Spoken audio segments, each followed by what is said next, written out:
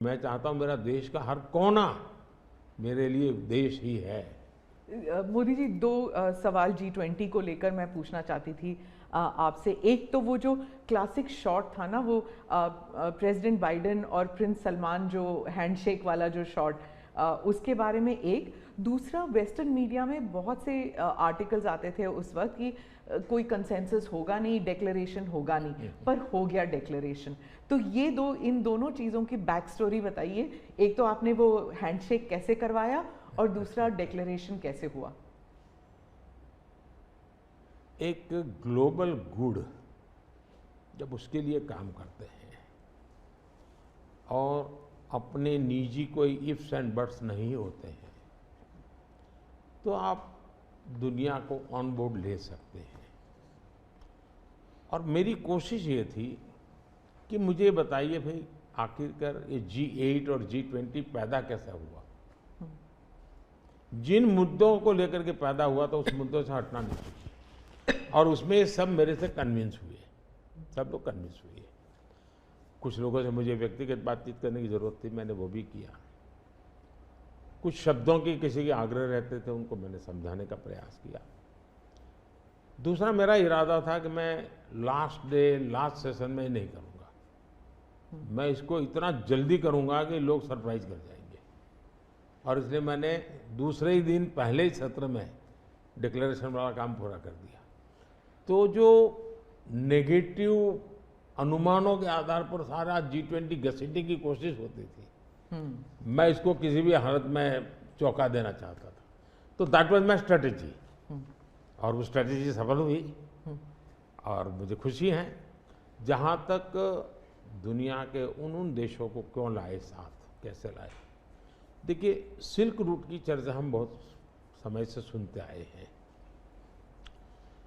Silk route किसने बनाया, कैसे बना, कोई हिस्ट्री अवेलेबल नहीं है।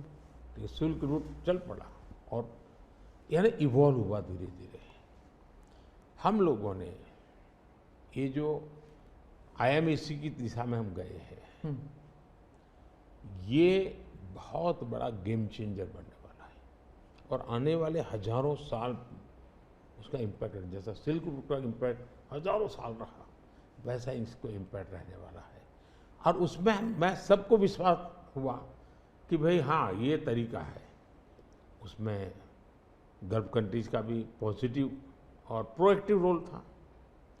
भारत ने एक अच्छी भूमिका निभाने का भारत को अवसर मिला।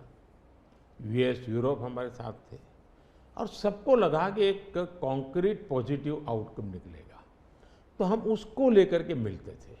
तो उसमें स्वाभाविक था कि सऊदी किंग और प्रेसिडेंट बाइडेन और दोनों के साथ मेरी अच्छी मित्रता है, तो मैं किसी का भी हाथ भी पकड़ सकता हूँ, किसी की बात भी कर सकता हूँ। पर्सनालिटी पॉलिटिक्स भी आता है ना, क्योंकि देखिए आप कि अगर हम विदेश नीति की बात करें तो खाड़ी के साथ जो हमारे रिश्ते बेहतर हुए हैं, उसके लिए बहुत से लोग कहते हैं कि it is because of your personal intervention. आपको सम्मान भी दिया गया था वहाँ पर। तो चाहे ईस्ट एशिया हो या वेस्ट एशिया हो, इसमें पर्सनालिटी पॉलिटिक्स कहाँ तक इम्पोर्टेंट है कि आप उनके जो राष्ट्रपति हैं या प्रधानमंत्री हैं, उनके साथ आपका वाइबिंग होता है, आप उनके साथ बातचीत करते हैं और वो फिल्टर डाउन होता है। फिर कहाँ तक इसमें पर्सनालिटी पॉलिटिक्स भी है? मैं समझता हूँ कि इसके अलग अलग व्यू हो सकते हैं और सब सही हो सकते हैं। एक मत स्ट्रॉन्ग है कि पर्सनालिटी कल्ट या पर्सनल रिलेशन, ये बहुत ज़्यादा इन चीज़ों में नहीं डाले थे। एक मत है, स्ट्रॉन्ग मत है। मुझे लगता है कि हमारी डिप्लोमेसी अगर प्रोटोकॉल में फंसी रहेगी तो हम परफॉर्म नहीं कर पाएंगे। डिप्लोमेसी की ताकत भी इनफॉर्मल में भी है, प्रोटोकॉल में ही ऐसा नहीं है। प्रोटोकॉल में ज़्यादा पोजीशनिंग होता है, पहले कौन आएगा, पहले कौन हाथ मिलाएगा वगैरह, उसी में समझ जाता है। तो मैंने शुरू से देखा कि भाई, जैसे मेरी शपथ हुआ था, बड़ा इंटरेस्टिंग है।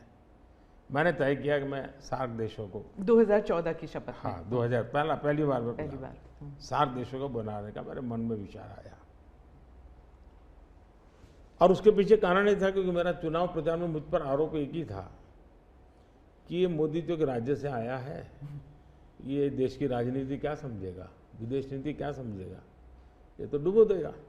ये चुनाव प्रचार का मेरा खिलाफ के जो मुद्दे थे उसमें एक बड़ा महत्वपूर्ण मुद्दा था। सब लोग मेरी मजाक उड़ाते थे। तो मुझे लगा इनको एक ही एक्शन से मुझे जवाब दे देना चाहिए, बोलने की जरूरत नहीं है। पहले दिन से तो मैंने शपथ समारोह में 60 देशों को बुलाया। उसके पहले मैंने बैक चैनल से उन सबसे सहमति ले ली थी, ऐसा तो नहीं हो सकता कि कोई, और सब लोग आए। मेरा शपथ हुआ। फॉरेन मिनिस्टर अभी तो हमारा बना भी नहीं था,